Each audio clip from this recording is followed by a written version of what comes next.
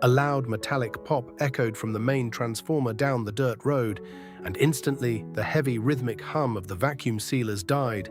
It was 11 o'clock on a Friday night. 1 second, the wooden workshop was flooded with bright fluorescent light and the focused, bustling energy of a massive production run. The next second, there was only pitch-black silence, broken by the sudden collective gasp of tired workers. For Alex and Tuna, this wasn't just a simple power cut. Sitting exposed on the stainless steel tables were hundreds of trays of premium, perishable goods, halfway through processing. Without the sealers, the humid night air would oxidize and ruin the entire batch by morning. A week's worth of family survival, hovering on the edge of complete ruin. Hello everyone, welcome back to the channel. I'm so glad you're here with us today. Tonight we're talking about what happens when the machines stop, and the real machinery of a business threatens to break apart. The sudden silence in the workshop was suffocating. Usually, this late at night, the steady drone of the equipment provided a comforting rhythm, a promise that the hard physical work was successfully turning into security for little Henry. Now the only sound was the chirp of crickets from the dark garden and the uneasy scraping shuffle of rubber sandals on the concrete floor. Flashlights began to click on one by one, their erratic, nervous beams cutting through the heavy dust motes suspended in the air. Tuna stood frozen by the main sorting table. The beam of her phone flashlight caught the deep exhaustion in her eyes, then drifted down to the trays of unsealed cassava. She had spent the last 3 days carefully preparing this harvest. Her hands, calloused and stained from the relentless peeling and washing, hovered defensively over the vulnerable product. The humid, warm air of the tropical night was already settling over them, a quiet, invisible threat. Out in the yard, a screen door slammed hard. Alex was moving fast. The heavy, urgent crunch of his boots on the gravel led straight to the small corrugated shed housing the backup generator. This was the safety net, the expensive piece of machinery they had invested heavily in just for nights exactly like this. In the narrow, harsh beam of a hanging work light, Alex grabbed the pull cord. He planted his boots, gripped the plastic handle, and gave a frantic, aggressive heave. The engine coughed, a pathetic, hollow sputter. Then nothing. He pulled again. Harder this time, his knuckles turning white, another dry, rattling cough that died instantly in the damp night air. A heavy realization settled over the dark yard like a thick fog. The safety net was broken, and with the city mechanics asleep in their beds miles away, there was absolutely no one coming to fix it. Building an independent life out here means taking control of your own destiny. But it also means that when a single wire snaps, the entire weight of the world falls squarely on your own shoulders. The tension in the air began to shift. It was no longer just about the broken machine or the ruined harvest. It was about the people standing helplessly in the dark.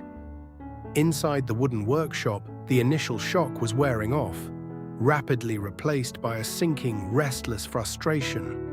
The workers, local neighbors who had agreed to pull this grueling late-night shift to help the family meet a crucial buyer's deadline, were huddling in small, quiet groups.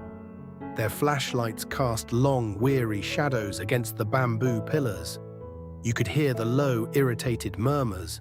Someone sighed heavily, swatting at a mosquito. Another checked the glowing screen of their phone, the harsh blue light illuminating a face drawn with deep fatigue. They were tired, they were sweating, and now they were standing around in the dark, feeling completely useless. Back in the yard, Alex was completely consumed by the mechanical failure. He had a small metal flashlight clamped tightly between his teeth, the narrow beam illuminating his grease-covered hands as they aggressively worked a wrench around the generator's carburetor. Tools clattered loudly and angrily against the metal casing. He wiped sweat from his forehead with the back of a dirty sleeve, muttering in quiet, rising panic. He was fighting a desperate war against the engine, fighting to protect the product, fighting to save the income that kept their family safe. But in his fierce, panicked focus to fix the metal, he was totally blind to the room. From the quiet shadows of the back porch, Tu Na watched him struggle. She didn't look at the broken generator, and she didn't look at the ruined cassava. She looked at the workers leaning against the walls, shifting their weight, their morale and loyalty fading with every passing silent minute. The pressure suffocating the farm wasn't just the summer humidity, it was the fragile bond of their community starting to fracture under the weight of the family's ambition. The breaking point didn't come with a loud crash or an angry shout. It crept in quietly, carried by the subtle rustle of nylon jackets being zipped up and the soft clink of aluminum thermoses being capped. By the bamboo gate, the physical distance between the farm's ambition and the village's reality was widening. Two of the older women, who had been meticulously sorting the premium cassava just an hour ago, were now brushing the dust from their trousers. They exchanged tired, knowing glances. The unspoken agreement was clear. The batch was lost, the night was ruined, and their own beds were calling.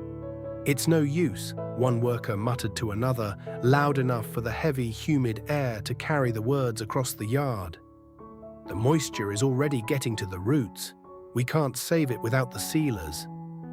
Alex, still isolated in the harsh, swinging beam of his work light, didn't hear them. He was violently yanking the starter cord again, his breathing ragged, the metallic clang of his wrench echoing off the corrugated tin roof. He was fighting so hard to save the farm's financial week that he couldn't see he was losing something much harder to rebuild: the loyalty and spirit of the people standing in his yard. It's a terrifying realization for any small family business. You spend so much time and energy building the walls to protect your family's future.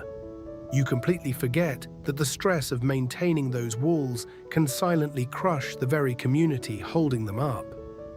On the edge of the darkened porch, the wooden floorboards creaked. Little Henry stood there in his bare feet, rubbing his sleep-heavy eyes. The frantic clattering from the shed and the tense murmurs from the yard had woken him. He clutched the edge of Bartang's woven shirt, looking out at the unfamiliar, fractured scene of their normally peaceful home. Bartang gently placed a warm, calloused hand on the boy's shoulder, keeping him safely back in the shadows, her eyes locked silently on Tu Na. Tu Na hadn't moved from the sorting table. She was taking it all in. The ruined goods, her husband's frantic, grease-stained desperation, the workers slowly, quietly abandoning the line. If she let them walk out that gate tonight with heavy hearts and frustrated minds, the damage would linger far longer than a spoiled batch of cassava. It was in that heavy, suffocating silence that Tu Na made a choice. She set down her flashlight, the beam rolling across the table and settling on the wooden floor. She didn't walk toward the broken generator, and she didn't beg the workers to stay and wait. She walked straight into the middle of the yard, her posture calm, grounding the chaotic energy of the night. "Everyone, leave the tables." Tu Na's voice broke through the tension. It wasn't loud, but it carried a steady, undeniable warmth that stopped the workers in their tracks. "Leave the cassava where it is. The damp air has already touched it. We cannot fight the weather, and we cannot fight the machines tonight." The workers turned, their flashlights dipping away from the gate and back toward her.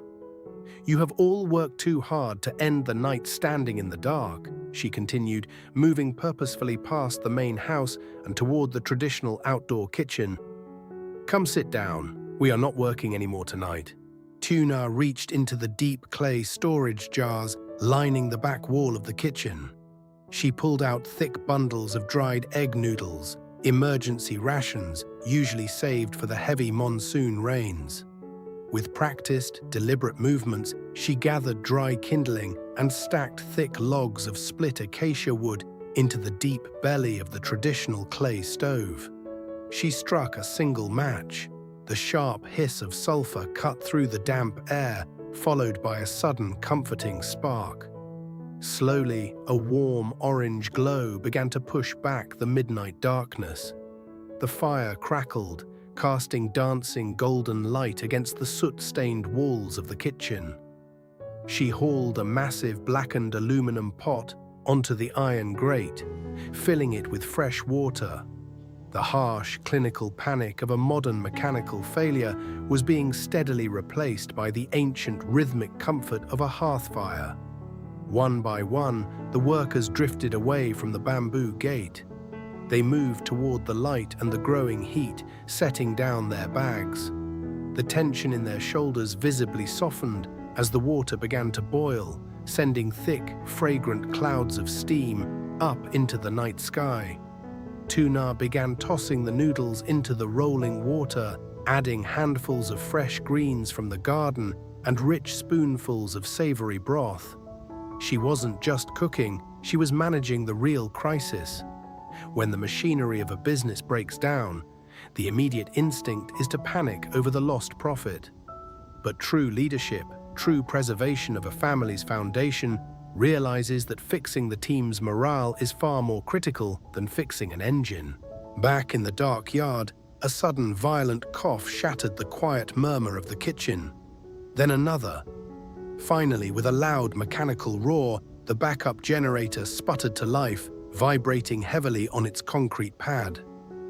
Alex exhaled a long, shaky breath, leaning his greasy forehead against the metal frame. He wiped his oil-stained hands on a rag, feeling a grim, hollow sense of victory. The machine was fixed, but as he clicked off his flashlight and stepped out of the shed, his stomach twisted in dread. He expected to find an empty yard, or worse, a line of angry workers tapping their watches, completely drained of the goodwill the family relied on. He walked around the corner of the wooden house and stopped dead in his tracks. There was no angry mob. There was no silent resentment. Instead, the center of the yard was bathed in the warm, dancing light of a massive bonfire. The workers were sitting in a large circle on small wooden stools, passing steaming ceramic bowls of hot noodles. The loud, joyous sound of laughter echoed into the humid night. Ba Huang, the oldest woman on the crew, was clapping her hands rhythmically to an old folk song. Her tired face crinkled into a bright, massive smile. Tu Na stood at the edge of the firelight, quietly serving another bowl. She looked up, caught Alex's eye through the smoke, and gave a soft, knowing smile. Alex stood there in the shadows, the grease still heavy on his hands, completely humbled. He had spent the last hour fighting a frantic war to save their product, terrified of the financial cost of failure. But looking at the glowing faces of his neighbors, he realized the true hidden cost of this business. If he had forced them to wait in the dark, stressed and miserable, he might have saved the cassava. But he would have fractured the community. Tu Na had saved the farm tonight, not with a wrench, but with a bowl of soup.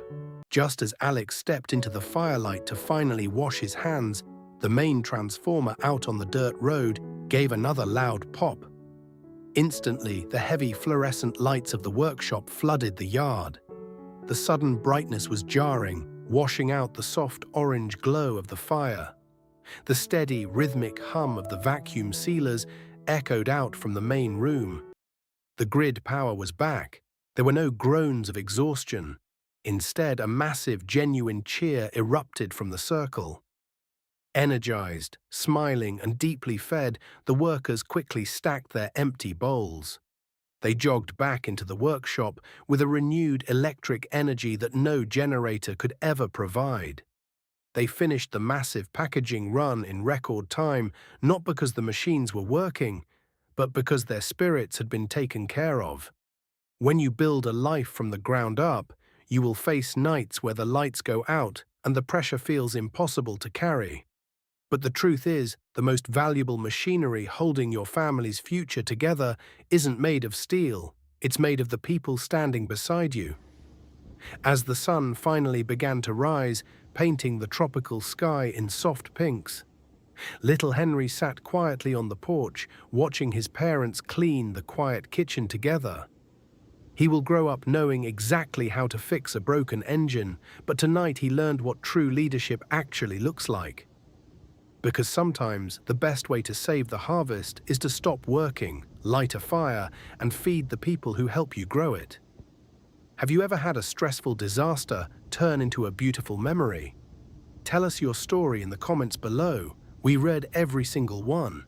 And don't forget to subscribe to our channel so you never miss another moment here on the farm.